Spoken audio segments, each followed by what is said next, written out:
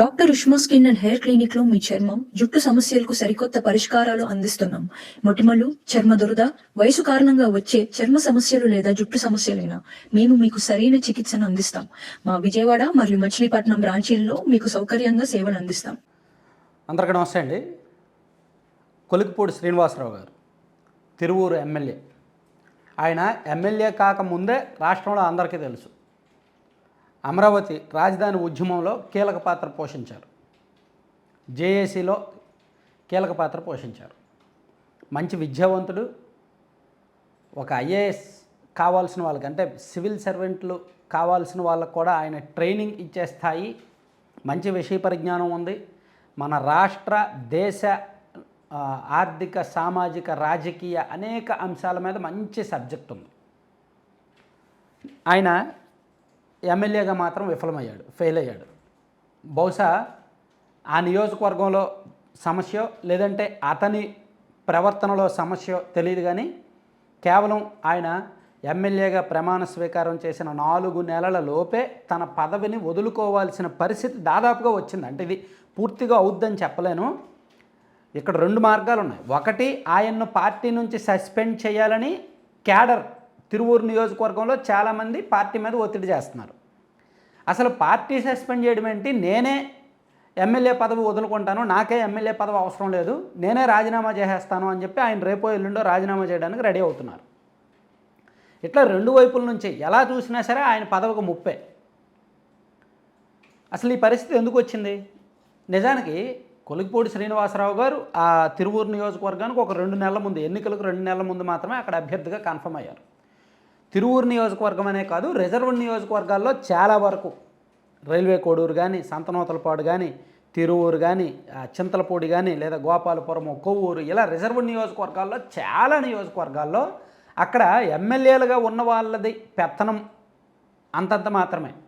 కానీ ఆ నియోజకవర్గంలో బలమైన నాయకత్వం వేరే ఉంటుంది. ఈవెన్ గుంటూరు పక్కనే ఉన్న పత్తిపాడు నియోజకవర్గం అయినా అంతే, బలమైన వేరే నాయకత్వం ఉంటుంది, వాళ్ళ చేతుల్లోనే పెత్తనం ఉంటుంది. సో ఇప్పుడు ఎమ్మెల్యేలుగా గెలిచిన వాళ్ళు ఆ పెత్తనం ఉన్న నాయకులతో సరిగ్గా కలవలేకపోతే, సమన్వయం బాగోకపోతే ఖచ్చితంగా ఒక 3 నెలల్లోనో, 6 నెలల్లోనో, ఏడాదిలోనో, 2 ఏళ్లలోనో గ్రూపులు, గొడవలు తయారవుతాయి. సో ఇతర నియోజకవర్గాల్లో కూడా కాలక్రమేణా తయారవ్వచ్చు కాక, ఒక ఏడాదిలోనో 2 ఏళ్లలోనో. కానీ ఈ నియోజకవర్గంలో అప్పుడే తయారయ్యాయి. తిరువూరు నియోజకవర్గంలో విపరీతమైన అవినీతి, మామూలు అవినీతి కాదు. అక్కడ ఓన్లీ పేకాట రోజుకి సుమారుగా 25 లక్షల విలువైన ట్రాన్సాక్షన్స్ జరుగుతాయి పేకాటలో. అందులో నాయకులు, 2 పార్టీల నాయకులు ఉంటారు. వైసీపీ అధికారంలో ఉన్నప్పుడు వాళ్ళు ఆడించుకుంటారు పేకాట, పోలీసులు కానీ డిపార్ట్మెంట్కి తలా కొంత ఇచ్చేసి వాళ్ళు ఆడించుకుంటారు.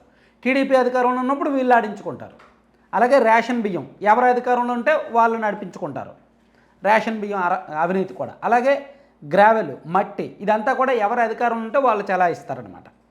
సో అక్కడ అది జరుగుతోంది. వైసీపీ అధికారంలో ఉన్న వాళ్ళు పెద్దగా వాళ్ళు సైలెంట్గా చేసుకున్నారు. టీడీపీ అధికారంలోకి వచ్చేసరికి ఇక్కడ ఎమ్మెల్యేకి ప్లస్ క్యాడర్కి పొంతన కుదరలేదు, సమన్వయం కుదరలేదు. అది మీరు ఎలా అర్థం చేసుకున్నా ఓకే. వాటాల్లో తేడా వచ్చిందా, లేదంటే ఈయన పూర్తిగా అడ్డుకున్నాడా, లేదంటే ఈయన పూర్తిగా నాకే ఇచ్చండి అన్నాడా, లేదంటే ఈయన పూర్తిగా నేను దానికి వ్యతిరేకము, అవన్నీ నేను ఒప్పుకోను అని చెప్పి ఈయన చెప్పాడా, ఏదైనా సరే ఆ తరహా పాలిటిక్స్కి ఈయన అక్కడ సెట్ అవ్వాల. దానితో సహా ఈయనకు విపరీతమైన నోటి దురుసు. అంటే ఒక రకంగా ఆయన మాటను కంట్రోల్ చేసుకోలేడు. అది మరి పాజిటివా నెగిటివా అనేది ఎవరికాలు మీరే అర్థం చేసుకోవచ్చు. అది ఆయన ఏంటంటే ఏమొచ్చినా ఇమీడియట్గా వచ్చేస్తుంది. సో ఈ క్రమంలోనే ఆయన ఒక విఆర్ఓ ఆయన కారణంగా అటెంప్ట్ చేశారు. సో ఆమె కేసు ఒకటి బలంగా ఉంది, అది ఒక పెద్ద ఇష్యూగా ఉంది.